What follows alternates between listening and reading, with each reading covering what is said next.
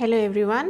In this video lecture, we are going to study the next part of the alimentary canal, that is the intestine. There are two intestines, the small and the large intestine. We'll first take the small intestine and the large intestine. We'll first see the small intestine. The small intestine is divided into three parts: duodenum, jejunum, and ileum. Out of the 8 to 9 meters long alimentary canal, the small intestine alone is around 6 meters in length. This is quite a length, but the intestine is still called as small because it refers to the diameter. It refers to the width, that is very small, and the length is the 6 meters, that is the longest part of the alimentary canal. So the small intestine is the longest part of the alimentary canal. So this is the first part, which is the duodenum. Now let us see. This was the esophagus and the stomach. The stomach was a J-shaped organ, and this was the pyloric sphincter, which then leads to the intestine. So this is the first part, which is the duodenum, and this is a C-shaped structure. This part is the first part, which is hardly 25 centimeters in length. That means out of the 6 meters, duodenum is just 25 centimeter. It makes just a little amount of the little length of the entire 6 meters. The longest part is the ileum. This is almost 15 feet, and jejunum is almost 7 feet. So this is the longest part of the small intestine. The ileum, if we count it in meters, this is almost 4 meters in length, and jejunum comes to be almost 2.5 meters in length. So ileum is the longest one. So this part is duodenum, and here is the large intestine,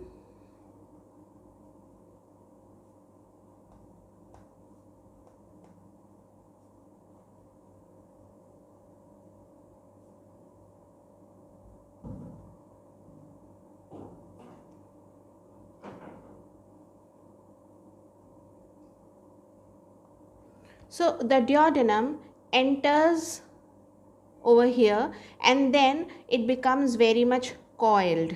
So the next part, that means from here the jejunum starts, and this all becomes coiled too much, so that the entire structure is just in this manner.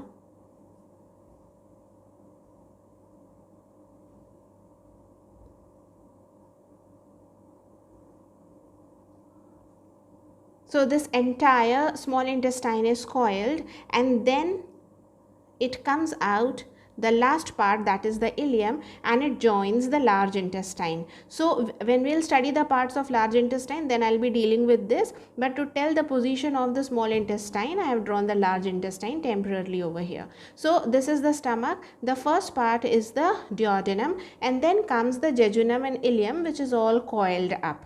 So duodenum is very important part. Although being very small, it is very important because it receives the duct from the liver which is placed over here, and pancreas, which is placed over here. There is a common duct called as the hepatopancreatic duct. The hepatopancreatic duct opens up in the duodenum. Hepato is for liver, that means the secretion from the liver, and the pancreatic, that means from the pancreas. Both the duct from the pancreas and the liver fuse together to form the hepatopancreatic duct, and it opens up in this duodenum by a sphincter which is called as sphincter of Oddi, by an opening which is guarded by a sphincter of Oddi. So here is one aperture which is the sphincter, which is guarded by sphincter of Oddi, and here is the bile juice and the pancreatic juice received by the duodenum. Then comes the jejunum and the ileum. Now this part, the junction of the ileum, which is the last part of the small intestine, and the first part of the large intestine. The first part of the large intestine is cecum. So this is the ileocecal region. Ileocecal junction or region. We'll be dealing with vermiform appendix later when I will be teaching you about the cecum. So this is what is the parts of the small intestine: duodenum, jejunum, ileum, and the last part actually fuses with the cecum, that is the first part of the large intestine, and forms an ileocecal junction. Now let us see the four parts. We already have studied that the alimentary canal has four layers. So if this is the outermost layer, the serosa,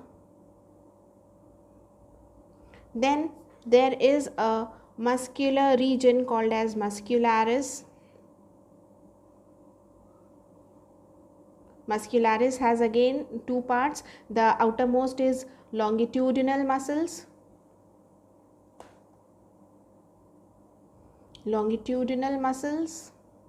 And inner part has circular muscles, and inner to this is submucosa.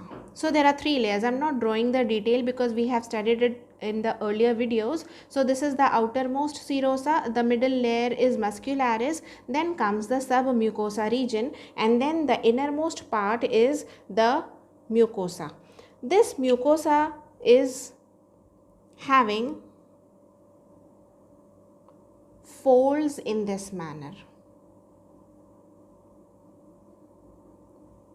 These finger-like projections are called as villi. Each tip of the villi, the singular is called as villus. Each tip of the villi is further branched to form this brush bordered structure called as microvilli.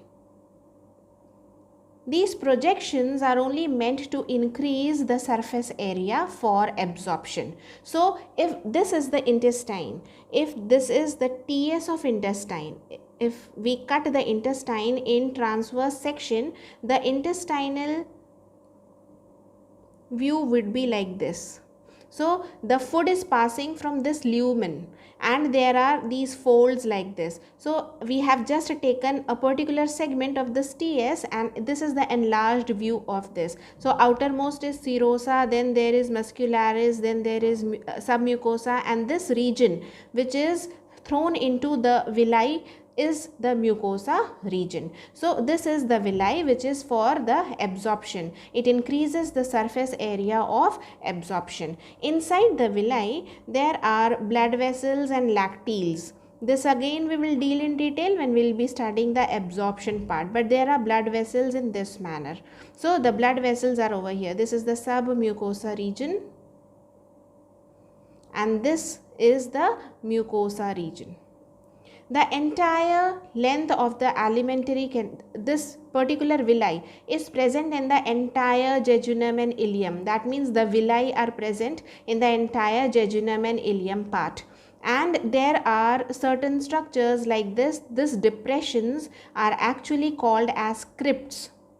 These depressions are known as crypts. Since this was first studied by Lieberkühn, this is known as crypts of Lieberkühn.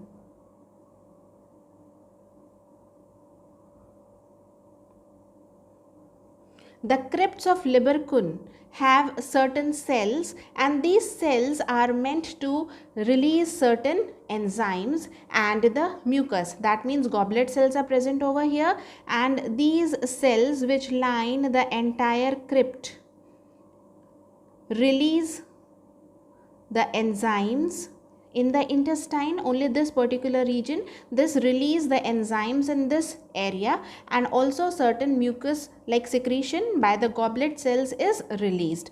And there are other glands which are called as the Brunner's gland, which is present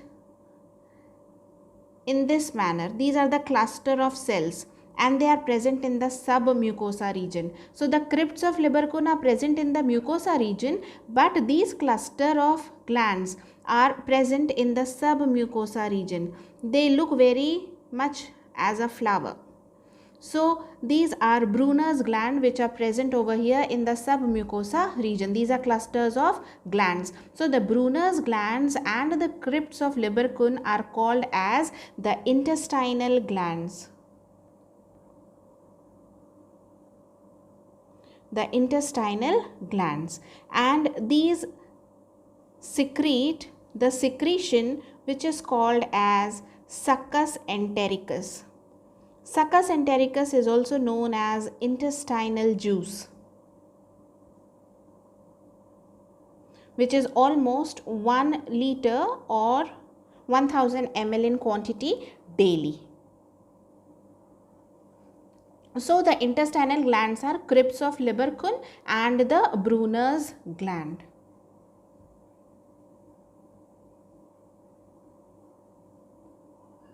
Both the names have been named after the scientists. So the Brunner's gland secrete alkaline secretion. The Brunner's gland secrete alkaline secretion which is quite watery. This alkalinity is caused due to electrolytes which are rich in bicarbonate ions. This is to neutralize the acidity, because the food is received in the form of acidic content, which is due to the presence of HCl, the hydrochloric acid. It was called as chyme, but that has to be neutralized in the intestine, because all the enzymes which are being produced by the crypts of Lieberkühn are alkaline and they work at an alkaline pH, and therefore this chyme which was acidic has to be converted into the alkaline food which is now called as chyle. So chyme is present in the stomach and chyle is present in the intestine. So chyme is converted into chyle by the intestinal juice, and intestinal juice is highly alkaline because of the presence of electrolytes which are rich in bicarbonate ions which are produced by the Brunner's gland. So this is watery secretion, alkaline watery secretion, and a little of mucus is also present. Little mucus but much of the bicarbonate ions, and the crypts of Lieberkühn produce all the enzymes which are required and the mucus. Both of them together are called as the intestinal glands, and the secretion is known as succus entericus. Succus entericus is commonly called as intestinal juice. The quantity is almost 1 liter produced daily. So this is what is the structure of the intestine. So this villi actually helps in the absorption. When the food is passing through the jejunum and ileum, at that time the food is continuously being digested and is also absorbed by the villi. The crypts of Lieberkühn are present in the entire jejunum and ileum, but the Brunner's gland is present much in the duodenum region, because the food, the acidic food chyme is received in the duodenum. This is the first part. The duodenum is the first part of the small intestine. So chyme has to be converted into chyle in the duodenum region only. So Brunner's gland are richly present in the duodenum. Now let us see the large intestine.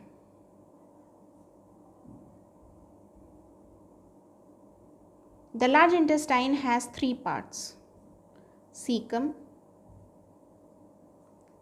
colon and rectum. The large intestine is almost 1.5 meters in length.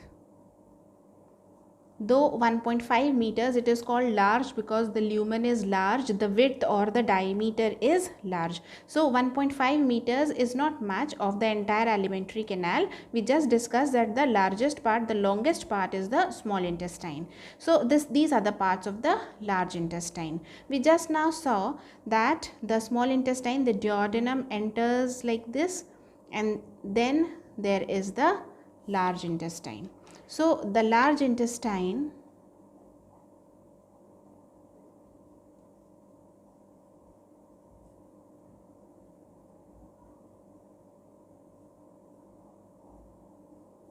has the starting at this region.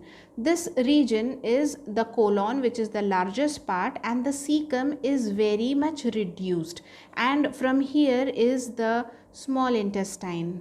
This is the ileocecal region. So this small part is the cecum. Cecum is meant for digestion of cellulose.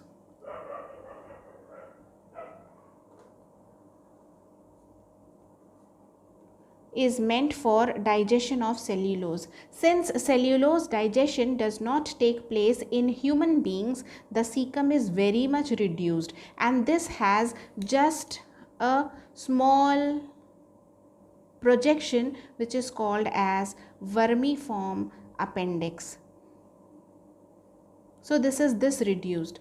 It is not actually in case of other mammals like rabbit. In rabbit, the cellulose digestion takes place. So this cecum is quite a bulged portion. This is quite big and rounded structure where the cecum helps in digestion of cellulose. And in the ruminants are those animals which are cutting animals like the cattle, who are capable of digestion of cellulose because of the presence of the cellulomonas bacteria present in their chamber. They have very big stomach which is divided into chambers, but then the cecum is very much reduced in human beings because there is no digestion of cellulose, and it has this reduced structure which is in the form of vermiform appendix. This is a vestigial organ which is of no function because there is no digestion of cellulose. Sometimes it is only called as appendix, but it is vermiform appendix. This portion is colon, and this is actually named by the direction of the food which is traveling. The food actually from the small intestine comes into the large intestine and it travels upwards. So this part of the colon is known as ascending colon. Then it moves transversely, so this part is known as the transverse colon. And this part, which here the food comes down, so this is the descending colon. Now there is again a small bent portion over here which is a part of colon only, and this is known as sigmoid colon. The bent portion in the form of S is known as sigmoid colon. The sigmoid colon opens up into the rectum. The rectum is the part which is meant for temporary storage of the feces. The large intestine mainly is meant for absorption of minerals and water, mainly, and certain minerals. So this is the food which is not digested.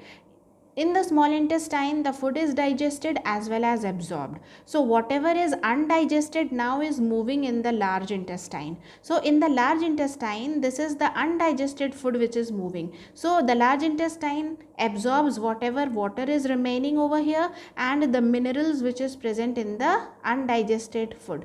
And then it is moving in this manner, and then it is almost turning into feces. So here the feces or the waste which has to be removed out of the body temporarily stores in the rectum, which is then opening into a small anal canal, and the anal canal opens up into an aperture which we call as anus.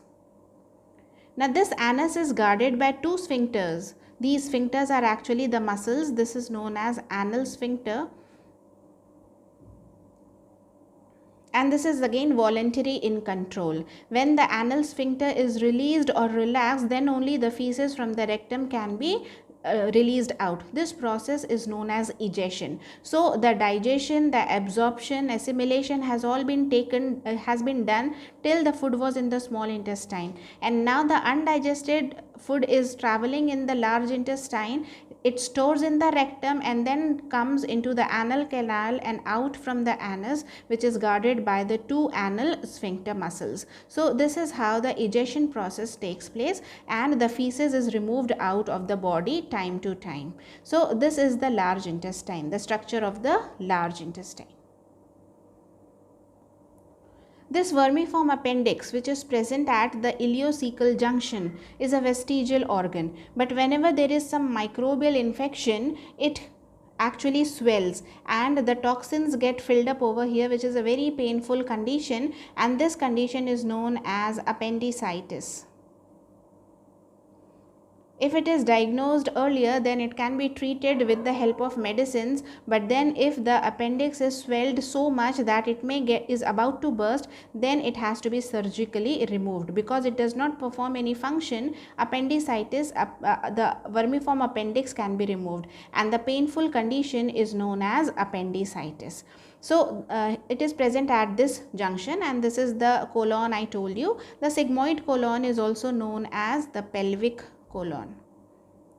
The food can remain in this colon for almost 36 hours before it passes to the rectum. As much, I am telling you the maximum time. That means the food can remain over here for 36 hours and the water will be continuously absorbed. But if it is more than 36 hours, the entire water gets absorbed, and then the waste material becomes very dry and solidified, which can lead to a condition called as constipation. So therefore, the colon should not store the undigested waste for a very long time, and the egestion process should take place frequently. So this is the entire part, which is the large intestine. If you have any doubt in this section, you may ask me in the comment box, and you may refer to the questions that are given in the description box. Thank you.